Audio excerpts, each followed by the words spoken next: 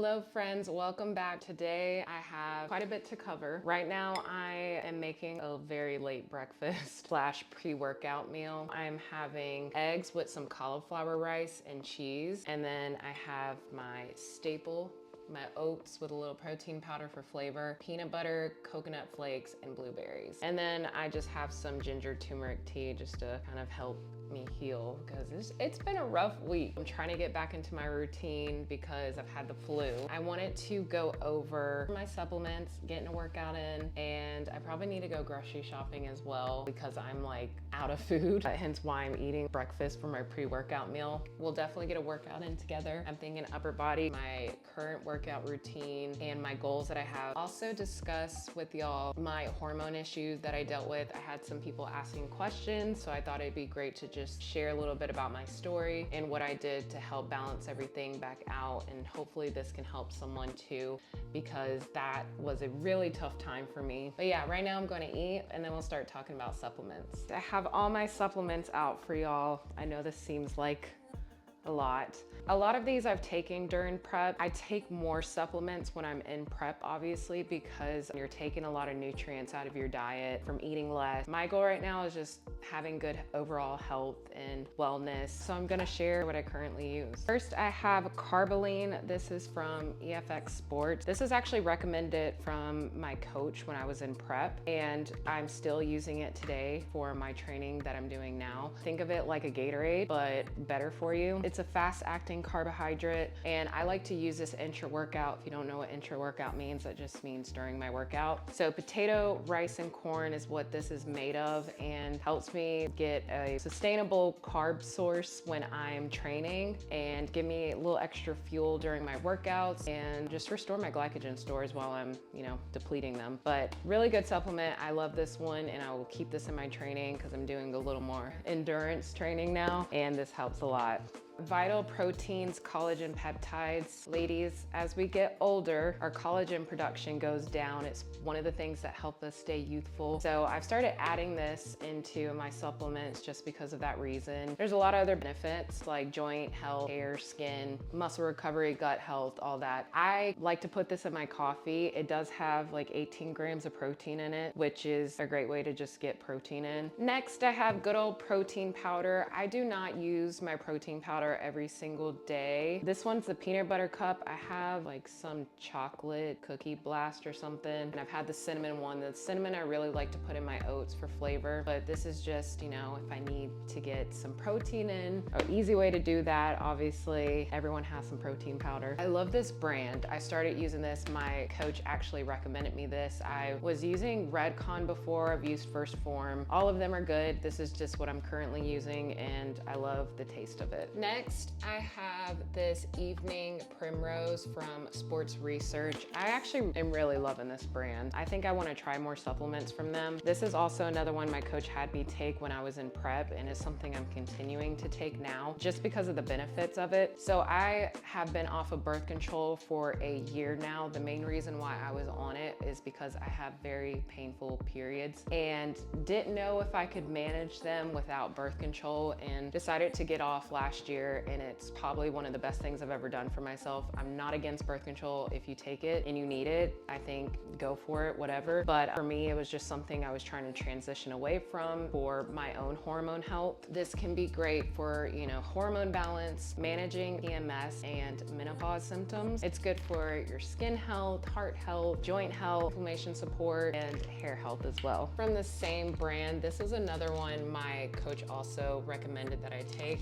It's NAC and acetylcysteine. And I decided to keep this one in. It's great for liver support, lung health, antioxidant production, immune support, brain health, and also inflammation reduction as well. Omega from First Form. I may or may not try this, like the Sports Research brand omega-3s, but it's great for your skin, hair, nails, all that good stuff, and inflammation as well. My last two that I have kind of go hand in hand because my sleep is is trash. So I had to do something about just stress in general and trying to get better sleep at night. So I started taking ashwagandha. If you're in prep, this is great to take because you're just gonna feel stressed out anyways, and it just helps with your cortisol levels. But me, it's more of a focus on just getting better sleep and having less stress. And then I have magnesium glycinate powder. I picked this up from the vitamin shop. It's actually really good. It has been working really well the nights that I do take it. This one's flavored is mandarin. It also has L-theanine in this one, which is great for just sleep and recovery and all that stuff and just de-stressing. And that is why I got it. I'm still working on getting better sleep, but this has definitely helped. I notice a huge difference when I wake up in the morning. Usually I don't toss and turn or wake up in the middle of the night when I take this. I am not one of those girls that can take sleep aid or any type of sleeping medication because it will take me like 3 days to feel alive again. I get so groggy and it's already hard for me to wake up in the morning, and sometimes I'll just like sleep through my alarm if I take anything like that. So this has been working really good for me. But that is it for my supplement. The only other one that I would probably want to add in soon is creatine monohydrate. It's just a good supplement overall to have, I think. It's one of the most studied supplements and really great for not just, you know, training. It's great for your brain function. So that might be another one I add in soon. I'll probably try the sports research brand and see how that goes for me. I kind of like go on and off of creatine. I don't take it consistently, but I think it's something that I do want to start taking again. So I'm currently at the gym, but before I go in, I did want to update y'all on my current goals and my routine that I'm doing now. This year, my goal is to run a half a marathon. So I've already started my training on that. Obviously, this past week, being sick with the flu, I got a little bit off track. I am doing 3 days of lifts right now, push, pull, and leg day. And then I think I am going to be adding a functional full body day just because I love functional training and just another way for me to get a little extra cardio in. So I'll probably add in a 4th day. I have 4 days of running or training for my half marathon. I'm using an app right now to help me with my running. I'll go over that in another video when I talk more about like my running and my training for that. So today I'm going to be doing an upper body workout, probably shoulders. And then as far as my run today, this would be my first run back since being sick. So it's probably going to be a struggle. Let's see what today is. Today is called drop set hill reps. So it's 3.25 miles, which actually is really probably good to start out with because I have days where I do like really long runs, just all different style of running workouts that I do throughout the week. But today is going to be 0.75 mile warm up at conversational pace. And then I'm doing 60 seconds of running hard uphill, 30-second walking rest, and an easy jog back down. I'm doing this on a treadmill, so I'll make it work. I do 5 rounds of that. And then for 4 rounds, I do 30 seconds uphill, 20-second walking rest, and then an easy jog back down, and then finish off with another 0.75 mile run at conversational pace. So just a steady jog. I would definitely prefer to do this outside. It's still been a little cold out and it's gonna be dark soon. So I'm just gonna do this in the gym. They do have the free motion treadmills in here, which have been really great during the cold weather because it's actually able to decline like -3%. So it's kind of like I'm running downhill. So I've been able to do my hill workouts on that. That's pretty much the update right now. Never would I have thought I'd been training for half a marathon. I used to hate running, but I have definitely learned to love it more. It's been really great for my mental health. As far as competing, I have yet to decide if that's something I'm going to do this year. It's still up in the air. I could change my mind. I definitely have that itch of like wanting to be in prep again, but really have just been enjoying the new goals that I've set out for myself and just enjoying my health and where I'm at currently and loving how my body feels versus just how it looks. So that is still up in the air. Y'all will know when I know. But let's get into this workout. Starting off today's shoulder workout with some banded front raise and shoulder presses. This is a great way to get blood flowing and activate those stabilizer muscles before moving into heavier weights. Keeping your shoulders stable is key, especially when you're dealing with any pain or discomfort, since a lot of shoulder issues come from weak stabilizers. Warming up like this helps prevent instability and keeps your pressing movement strong and controlled.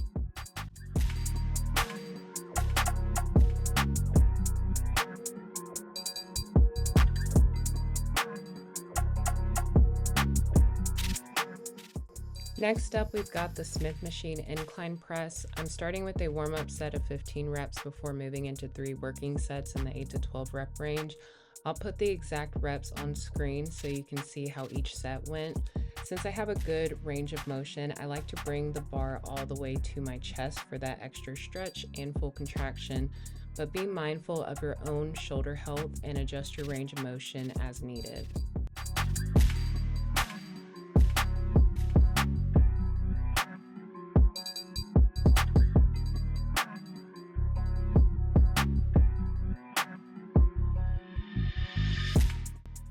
I also prefer working in rep ranges rather than a fixed number majority of the time because it allows for better progressive overload.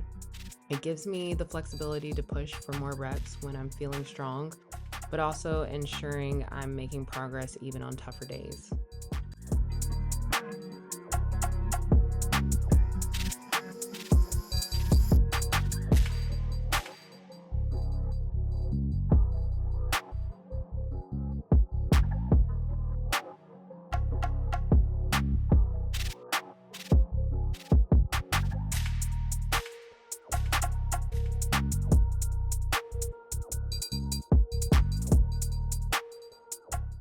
For shoulder presses, I did 3 sets in the 10 to 15 rep range. By my 3rd set, I can usually press 40s, but today I just didn't have the energy or strength for that. As you can see, I was struggling with the 30s and only got 9 reps, which is fine. But just trying to get back into it after being sick. Some days you'll feel stronger than others, but as long as you're pushing yourself, you're still making progress.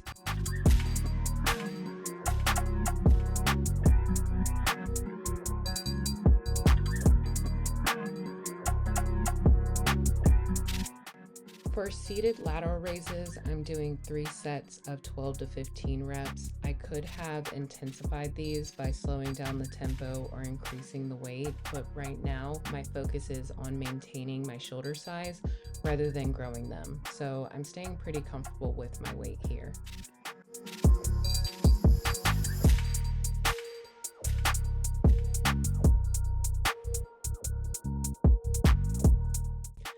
Next, I'm doing bench supported rear delt flies, supersetted with rear delt flies in an A shape, bringing my arms back. I'm hitting 3 sets for 12 reps for each movement, so 24 reps in total. I like to go higher reps for rear delts since they're a muscle that's harder for me to activate, and I usually need more volume to really feel them working.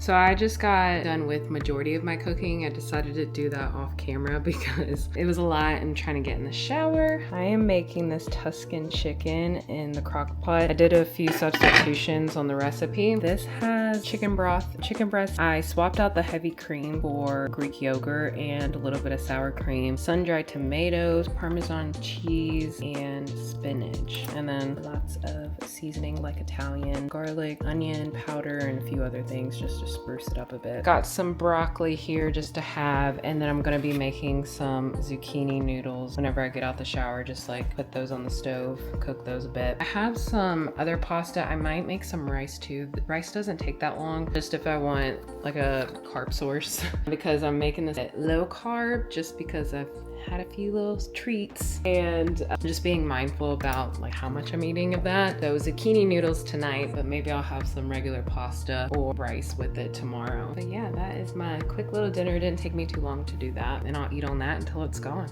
All right, so I wanted to give y'all just a brief rundown of my hormone journey and what I learned. So I first started noticing hormone issues in my second season of competing. Actually, if you go back to my very first video, it talks about how I have low testosterone levels after getting my blood work done. So I started competing in 2021, and I have just pushed myself every single year since then without giving my body a real break. Over time, that stress really started to compound, and by the end of my 2022 season going into 2023, my body was struggling. I think both of those years I lost my period for like 7 months each, and my prep in 2023 was really rough. Obviously no one saw me. I didn't post any pictures. It was just a really hard time, and I noticed my mental health was declining, my hair was falling out, I was developing some hormonal acne like along my contour line, and I don't really break out like that, so having it on my face in an area I'm not used to was definitely showing signs that something was going on. And then I was also starting to experience a little bit of bloating in my lower abdomen, and never had that issue before. It wasn't anything crazy, but it was noticeable to me. Ultimately, those things led to a major rebound, and my body started gaining weight very rapidly once I was done with the season. So it felt completely out of my control. When I got my blood work done at the end of my 2023 season, my testosterone was at 9 nanograms per deciliter, which is extremely low, and my progesterone was almost non-existent. And this is why I wasn't having periods. It left me in a state of estrogen dominance, which can happen for two reasons. Either your estrogen is high, or in my case, your testosterone and progesterone is low. Both of them, your estrogen is just taking over and is more the dominant hormone. At this point, I decided to go into an off season. I also had some other life things going on, so everything just felt like it was hitting me all at once. I did start hormone replacement therapy to rebalance my levels, and I know that may not be an option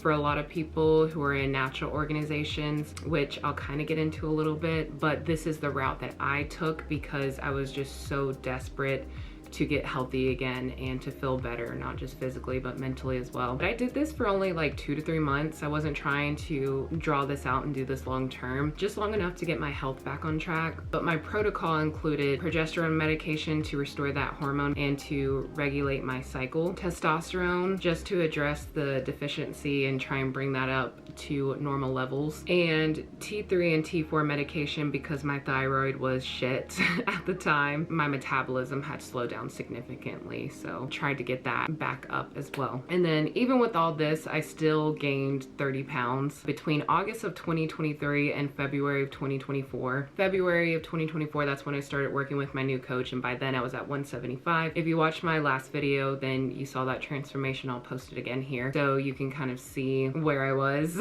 and how I ended last year. Also, another note, the extreme dieting plus all the cardio I was doing was really tearing my body down, which was contributing to those hormone issues. So as I was going through my HRT, I was also putting more foods in my diet and lowering the intensity of my workout because my body needed a break.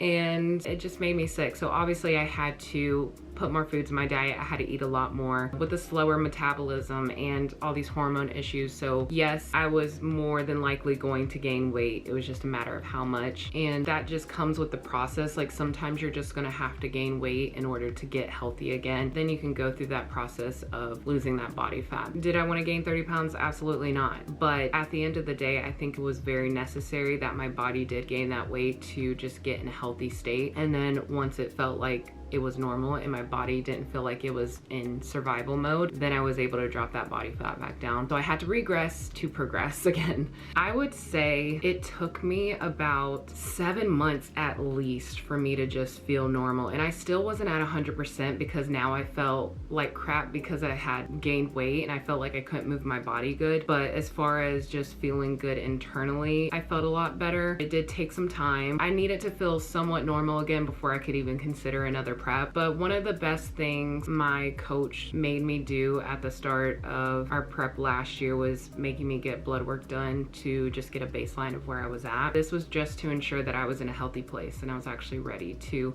diet down again. But when I got my blood work done, my levels had pretty much all been normal. My testosterone was still on the lower side at 25 nanograms per deciliter. For some reason, that seems to be my personal baseline. It's way on the lower end, but I've had a couple blood work done where my testosterone just stays at 25. So that just might be my normal. I've never had an issue with building muscle or anything, so I'm not complaining as long as I am staying healthy. Now, if you don't want to use HRT, there's definitely holistic approaches to this. I know not everyone wants to do HRT or able to go the HRT route. You know, some competitors are in national organizations or where they're not allowed, and maybe just some of y'all prefer to take a holistic approach. That is something I'm currently researching on my own. It's not something I can speak personally about. I'm doing the research so I can better prepare myself for future preps. I would love to learn how to optimize my hormones naturally and not have to depend on, you know,